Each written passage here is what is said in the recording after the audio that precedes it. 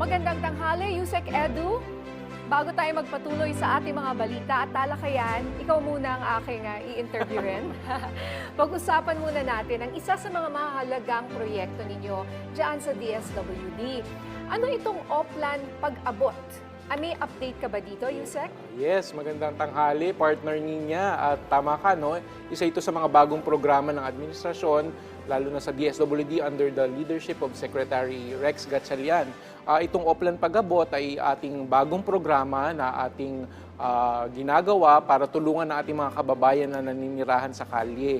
Yung mga, kumbaga, homeless natin na mga kababayan, yung mga namamalimos po sa ating lansangan dito sa Metro Manila. Ang tawag po namin dyan, mga families and individuals in street situations. Ano? At itong program na ito ay isang rights-based approach kasamang niya para matulungan at mabigyan ng kaukulang mga interventions yung mga kababayan nating mga FISS.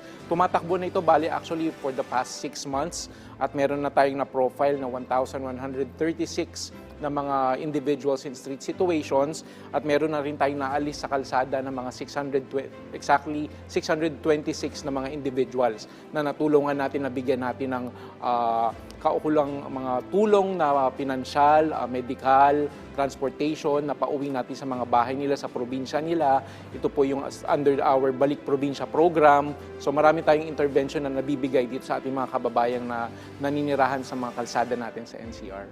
Saan po mga lugar o probinsya dinala o umuwi sila? At ano ang mga assistance ng DSWD pagdating sa mga probinsya to ensure na hindi sila babalik?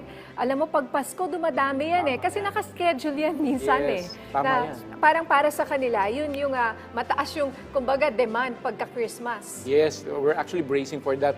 Sa partner niya, talagang this months, talagang dumarami po yung mga kababayan nating namamalimos sa ating mga kalsada at ang mga napauwi natin sa mga probinsya, all over the country yan. Meron Luzon, Visayas at Mindanao. At yung mga intervention na nabibigay natin, yung ating Balik Probinsya program na binanggit natin kanina, binibigyan sila ng pamasahe pauwi ng kanilang probinsya, kinakapacitate sila para magsimula ng buhay doon ulit.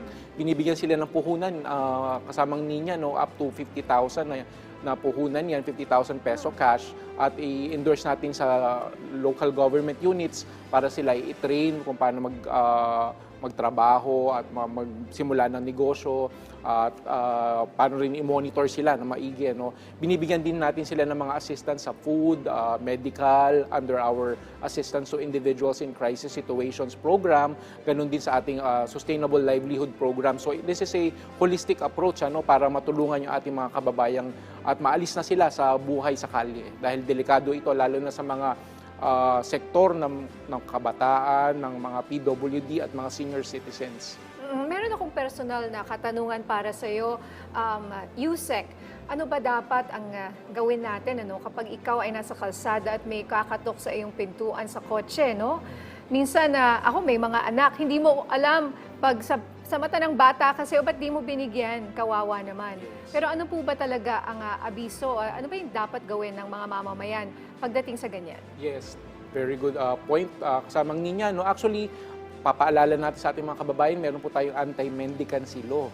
Bawal po yung namamalimos at nagbibigay ng limos actually sa kalye. At ito meron pong batas yan na ating ini-implement. At sa pagkakataong ganun po, ang mabuting gawin natin, i-report na lang po sa amin sa DSWD at meron po kaming programa para tulungan itong mga kababayan nating namamalimos. At kung talagang hindi nyo kaya, mas mabuti pong advice namin, pagkain po ang bigay sa kanila at wag po pera.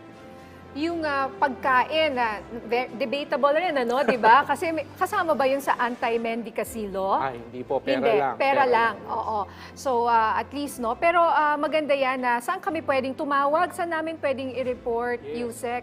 Active po, i-check nyo lang po. Meron naman kaming DSWD page po sa Facebook at sa Twitter at sa mga social media accounts po namin. Reach out lang po kayo doon. Pwede kayong mag-send ng mga nare-report, nakikita nyo po sa kalsada. Pwede nyo pong picturean.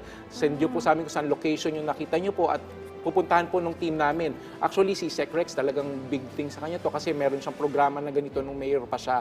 So parang scale up lang po ito sa NCR at nag-hire kami ng mga team ng social workers. Talagang araw-araw naglilibot yan sa buong Metro Manila kasamang Ninya para tulungan yung mga kababayan natin. Ayan, maganda yung proyekto ninyo dyan, Yusek Edu, lalo na yung pagbibigay sa kanila ng sustainable livelihood because that's what we want, mabigyan sila ng dignidad na hindi sana maging parte ng ating kultura yung namamalimos. Tama. Kasi para rin sa kanila rin yun, sa mga anak nila na nakikita sila, para lumaki naman sila na magkaroon ng ambisyon, di ba? At Yes. magtrabaho din at tulungan ng sarili. So salamat po sa update mo, Yusek Edu. Marami pa tayong aabangan na mga proyekto ng DSWD dahil napakasipag po ng aking partner. Oo. So thank you, Yusek.